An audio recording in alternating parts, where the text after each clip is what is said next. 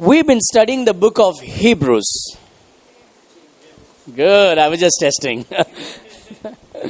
Okay, we've been studying the book of James, chapter 1 onwards, we've been studying. And we have looked several passages. And what we're going to do is we're going to study this book and receive as much of a blessing that you and I can get. James chapter 1. Last Sunday, we finished up to verse number 12 and we talked about, right? We talked about the crowns. Right? We talked about the crown. Today we go through 13 onwards. And let us see how many verses that we can finish. Verse number 13. James chapter 1. Let no man say, when he is tempted, I am tempted of God.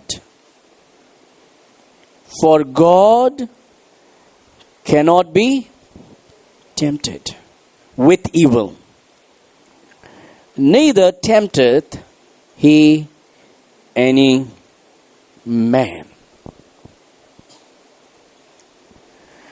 The word of God speaks about temptation. Now we have seen the last time, we saw, when you fall into temptation, count it as joy. And why temptation comes in our life. Today we will see that God will never tempt you to commit sin. God will never tempt you to commit sin. God never does that. Some people say, I tried, but God made me to do this. God made me. Or sometimes we become more smarter. What we say? Satan made me to do it. Right? If we don't get to blame, we human being has this way to escape. We don't want to take the blame. We have two people to blame somehow. Either we blame it on God, or 99% of the time, we blame it on the devil. But God doesn't teach that. God's word teaches us something different. And let us see what God's word is talking to us today. God cannot be tempted. Nobody can tempt God to commit sin. Which means, God cannot sin, no matter what you try. God is holy. God is absolutely holy. God is not like man who lies. God is not like man who has evil desire. God cannot be tempted to sin.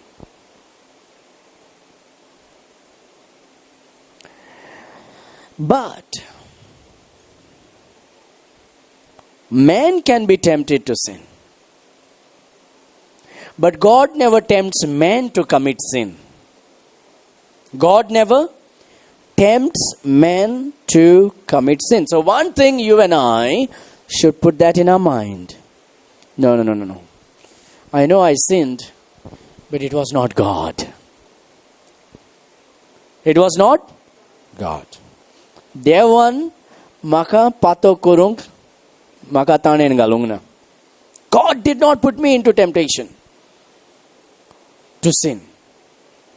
So if God doesn't put me into temptation to sin, who put me to temptation to sin? Who made me to sin?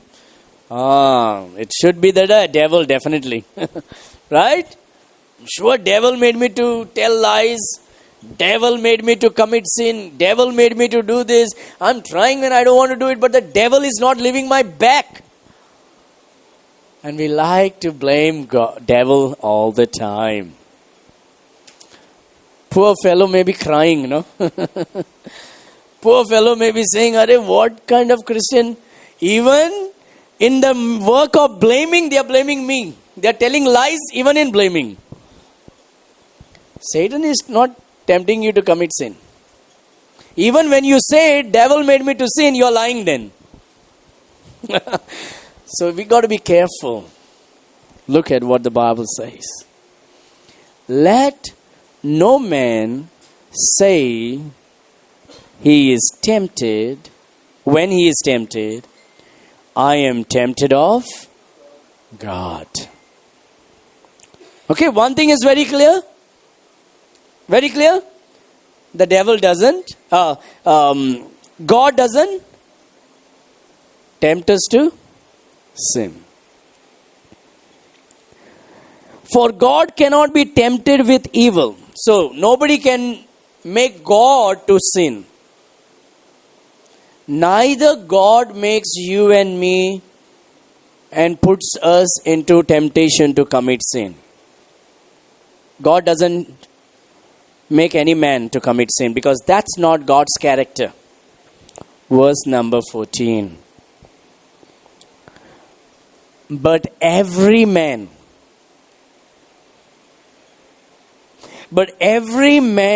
is tempted.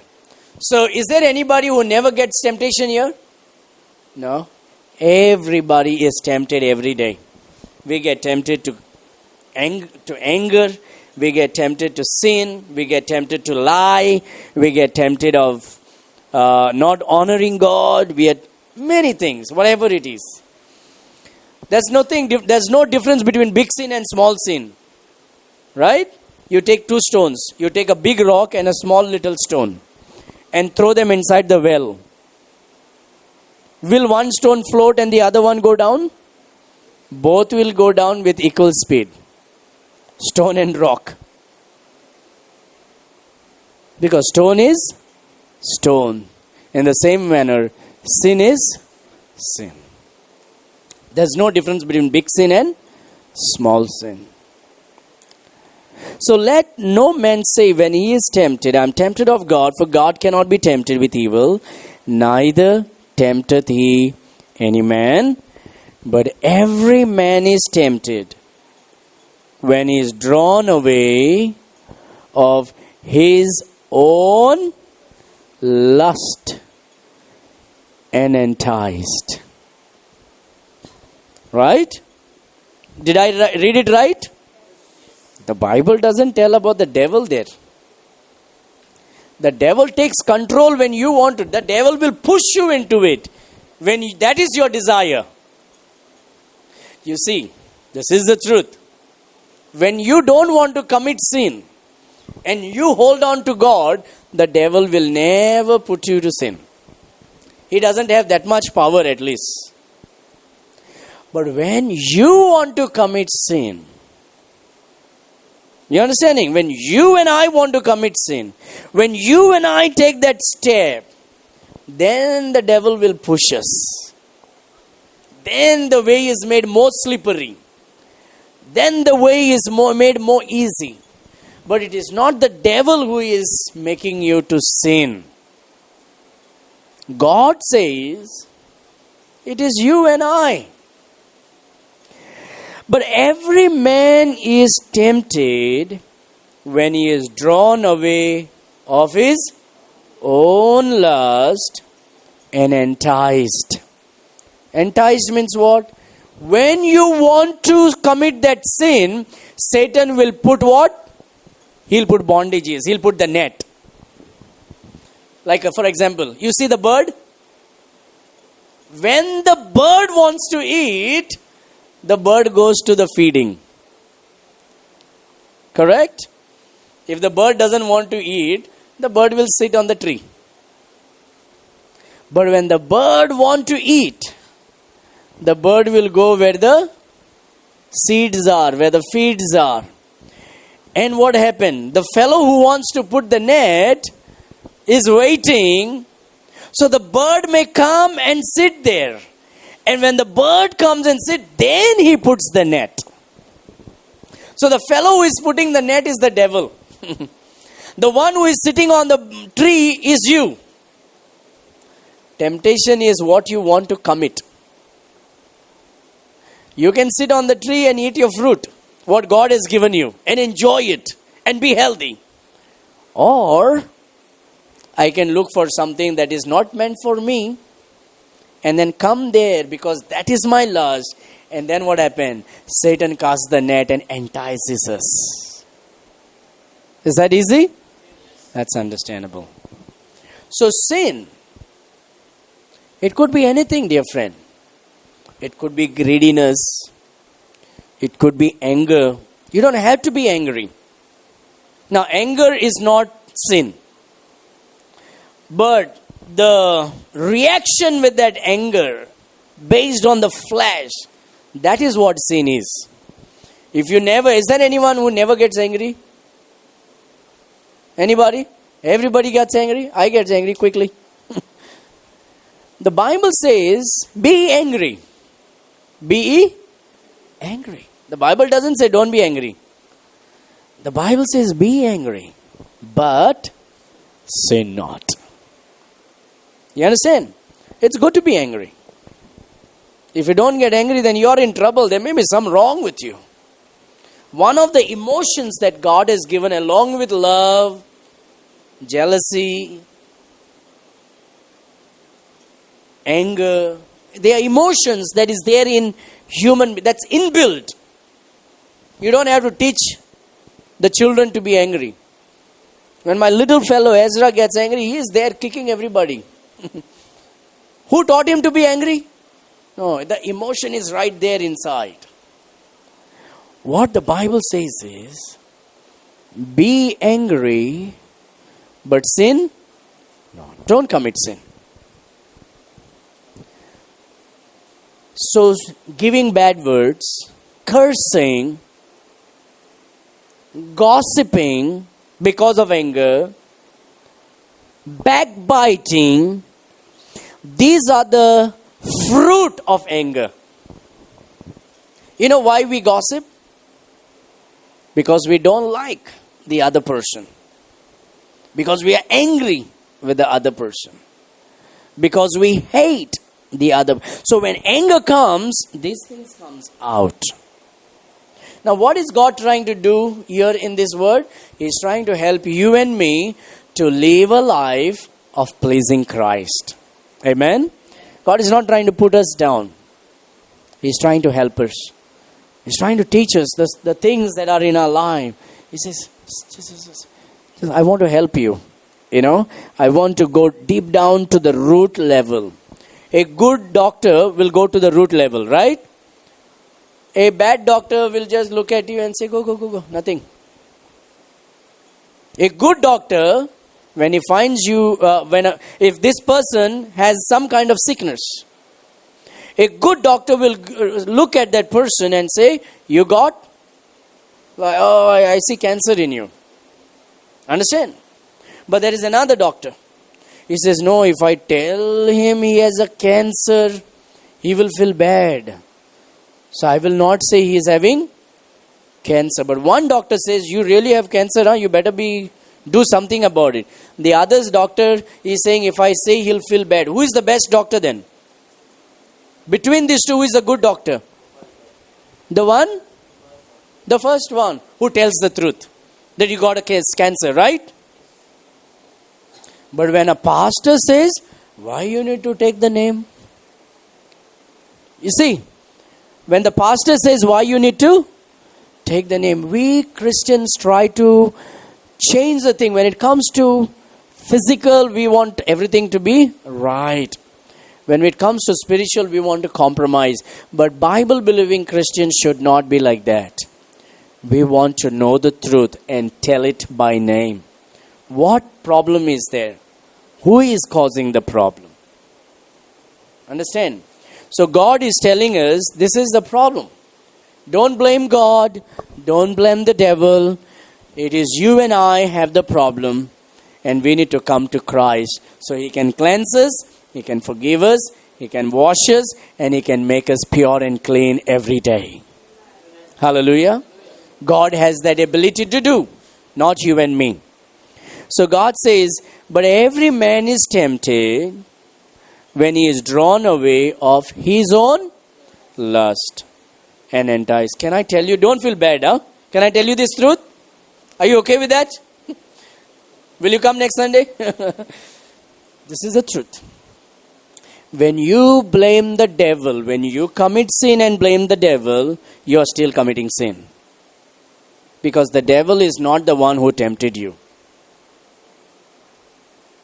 Right? It is I who was after this. I was lusting after it, and I caused myself into that. Once my lust took me over, then Satan controlled my life. You understanding? I am responsible. I am the one. I could have shifted my mind and do things that God is telling me. But what did I do? I began to think about it. I looked at it. Then I want to touch it. I want to feel it. And then I want to hold it. And I want to have it. Lust of the eyes, lust of the flesh, pride of life. Eve, don't go to that tree. Don't eat from that plant. Because the day you are going to eat, you'll die. But when Eve saw the fruit, she said, it looks good. Wow, it will satisfy me. I will become like God. Lust of the eyes, looking pleasant to the eyes. Lust of the flesh, it tastes good. Pride of life, I will become like God. My dear beloveds, every day you and I will have these three darts coming against us because of this flesh. This flesh. So don't blame the devil. The devil made me this. God made me. No. That is the biggest sin a Christian can always do, is by blaming somebody else. Between S, I, N, who is responsible? I. Everybody say I. I. Sin cannot be spelled without you. Sin cannot be spelled without you. S, I, with a capital I. Me, I am responsible. And then N. Even church cannot be spelled without you. CH, you are CH. Amen? So you have to choose. Either you want to be in church, you, or you want to be in sin, I. So God gave us a choice. God says, be in the fellowship of God's children. There is accountability. Be in me. What is church? The body of Christ. Who is the body of Christ? Jesus Christ. Therefore, if any man be in Christ, he is a new creature. All things have passed away, and behold, all things have become new. Hallelujah. Let's give God the glory. Hallelujah. So, my dear friends, God says, I want you to be you in Christ. I don't want you to be in sin. S-I-N. I-N is in. Correct? Don't be in I. Sin. I'm responsible. So, before we blame somebody, we have three people to blame all the time. One is God. Most of the time the devil. Third time, she made this. She made me to do this. Okay. So what this message is going to help you and me, dear friend? This message is going to help us to be mature in Christian life. Are you okay? Is this too hard? Huh? Are you okay? Yes. This message is not going to keep you as a child in your walk, but this message is going to help you to grow in Christ.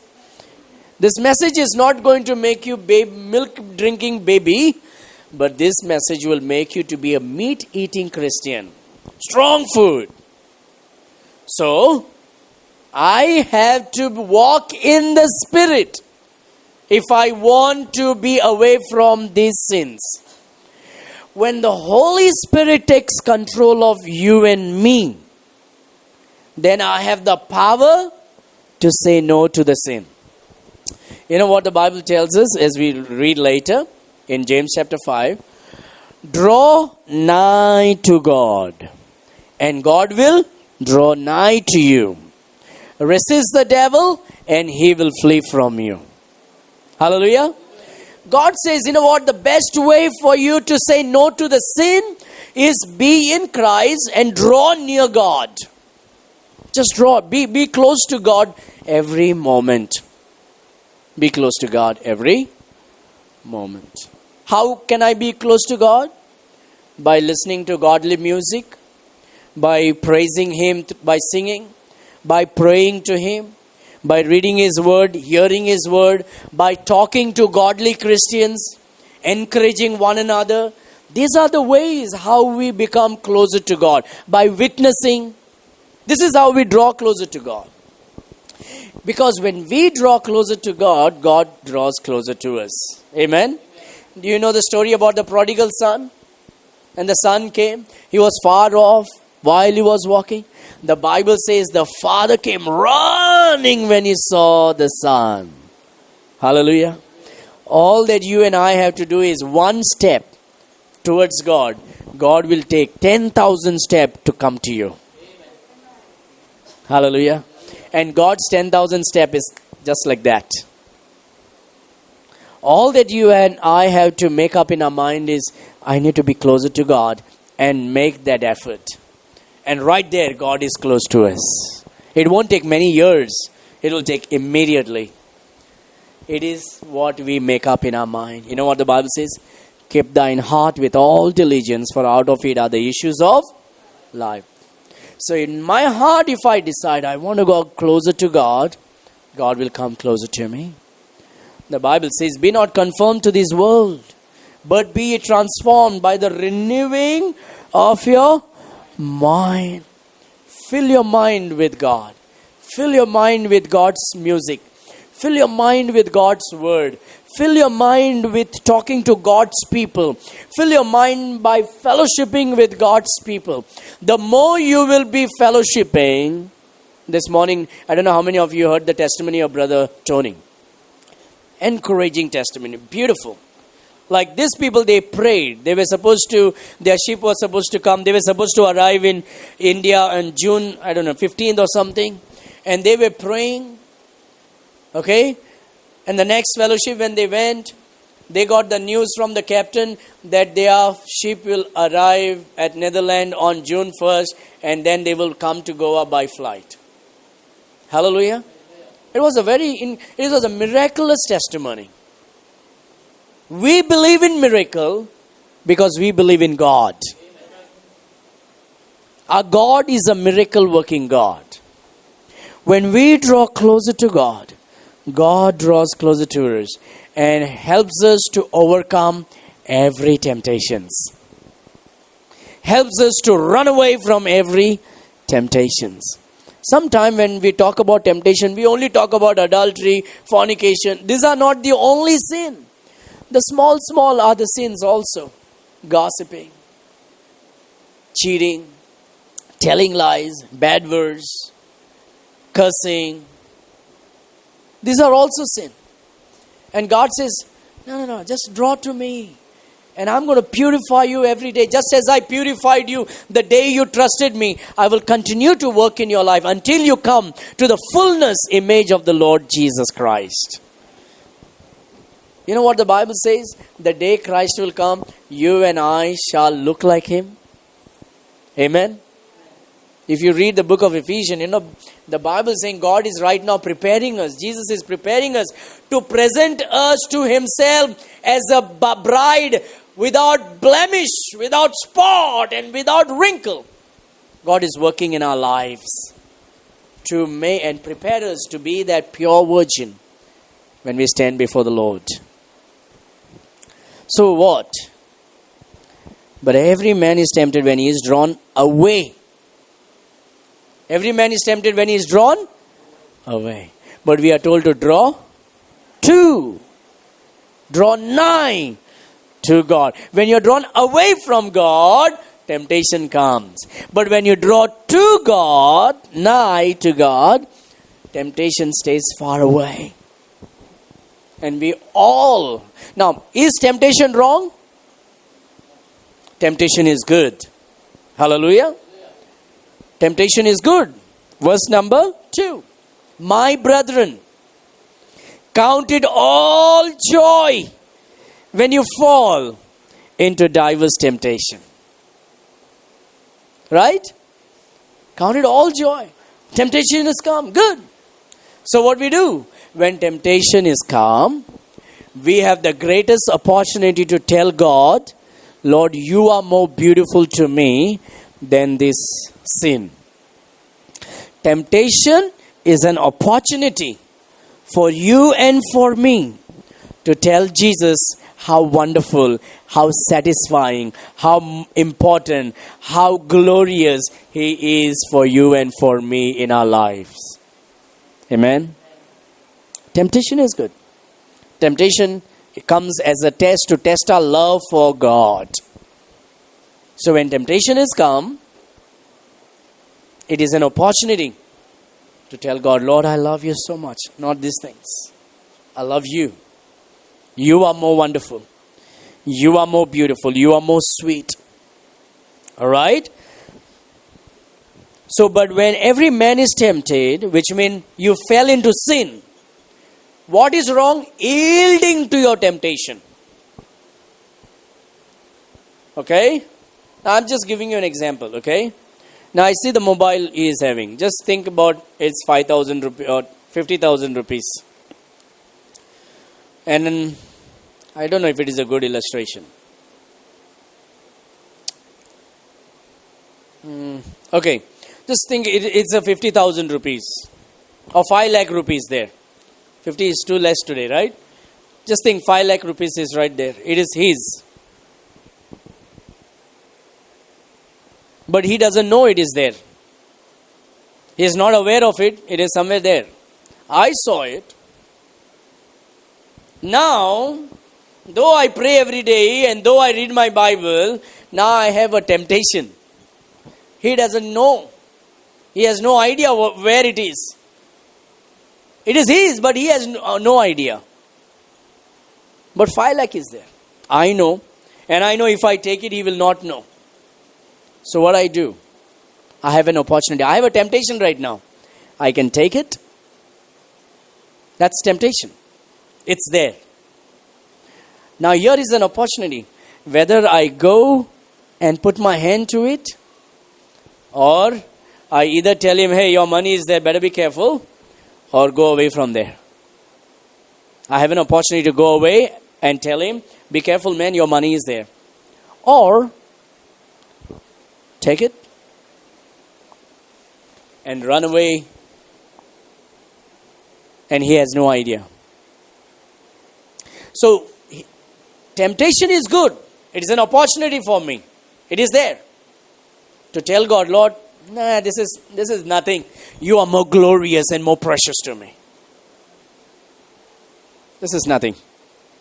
That's temptation. But you are glorious to me, oh God. Hey, Rajiv, that's your money, man, under your court. And I won the victory. Amen? I got the victory. So, every man is tempted when he is drawn away. See, away.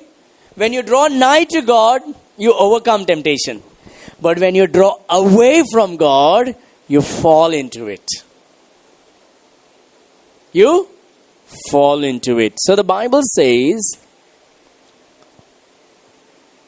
but every man is tempted when he is drawn away of his own lust. You see, why we fall into temptation? Because of the lust. What is lust? Lust is not love. Lust is not love. Lust is a desire to have something that doesn't belong to you. A desire to have something that doesn't belong to you, and the result will be guiltiness and sin. The result will be guilt and sin. That is lust. Love, true love, does not have guilt. Lust is filled with guilt and sin. So it's always fleshly. Lust is fleshly. Love is spiritual. Love is honest. Love has no sin. Love is true. But lust is greediness. To have something that is not yours. It's fleshly, which does not belong to you. It's because of the sin nature. Lust is guilt, trap. Because sin never makes you feel happy once that is committed. What sin does? It puts guilt trap in us. Are you okay today? Huh? Pastor, tell us something, uplift us. This is needed. We are going through the book, right? Right? Last Sunday, we studied about the crown. There were more amens last Sunday. Amen? So the Bible says, every man is tempted when he is drawn away of his own lust and enticed. Caught. Right? You get into the trap. And then the Bible says, then when lust is conceived, it bringeth forth sin. That's why temptation is not sin. Temptation is not sin. But when it is done, that is sin. When it is done, then it is sin. Now it can be physically done or it can be in your heart also. Right? Even in your heart. Temptation is not sin. So, then when lust is conceived, it bringeth forth sin. And sin, when it is finished, bringeth forth death. It brings physical death. It brings death of joy. Man, even while living I'm dead. What did I do? Why did I do that? Why should I have done that? Man, I should have just escaped. God just was speaking to me to run away. The Holy Spirit was talking to me. And yet I took the step towards sin. Death of joy. So how can I overcome these temptations? First thing is, all remember this. When all these things come, when temptation comes, it is counted as a joy. Say joy. J-O-Y, right? Joy. J for Jesus. O for others. Y for you. Jesus, others, and you. Count it as joy. It is a joy for Jesus. It is a joy for others. Wow. Imagine my pastor is really teaching me good to be a good Christian. It gives me joy. It gives others joy. Right? And then you.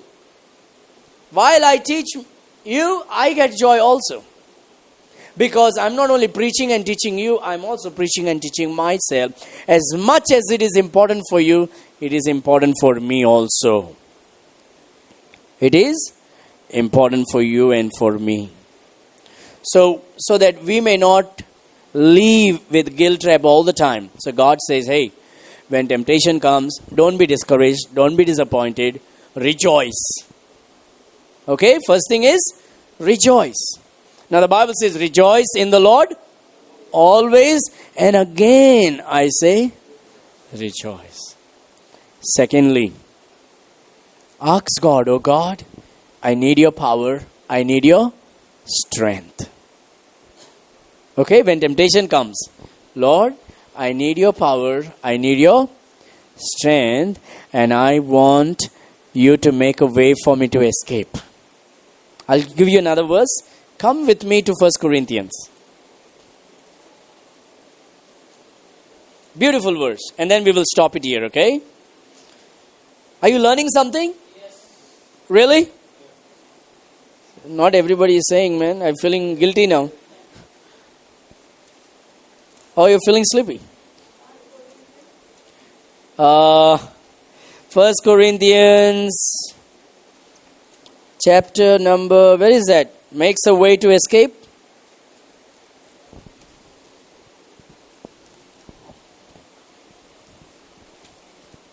Let me see who can help me out.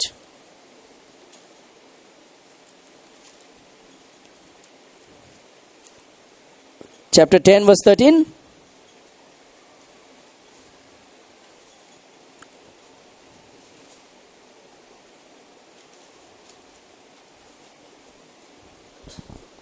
What the Bible says?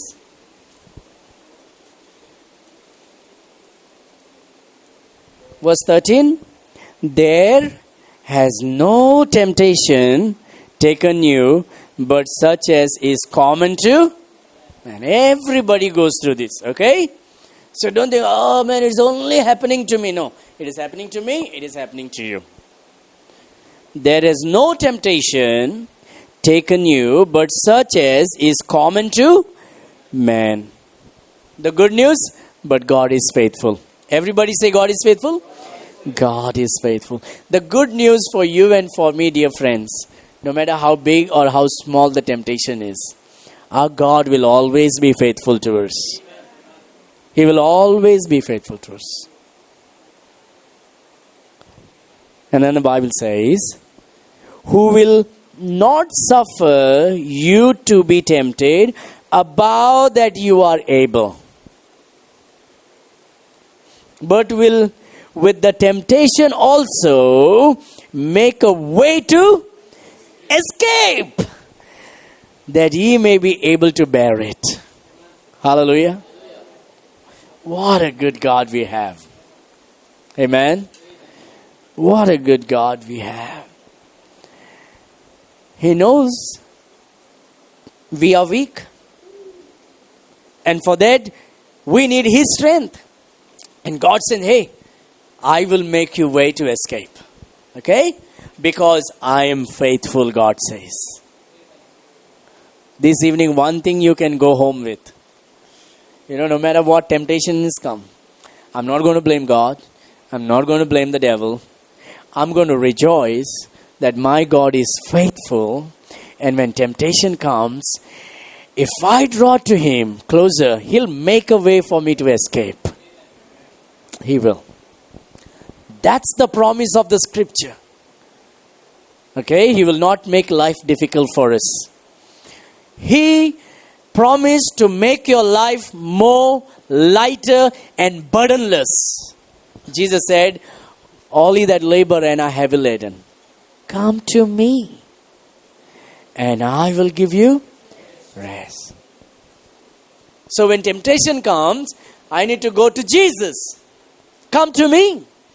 Draw nigh to God, and God will draw nigh to. Come to me, and I will give you rest.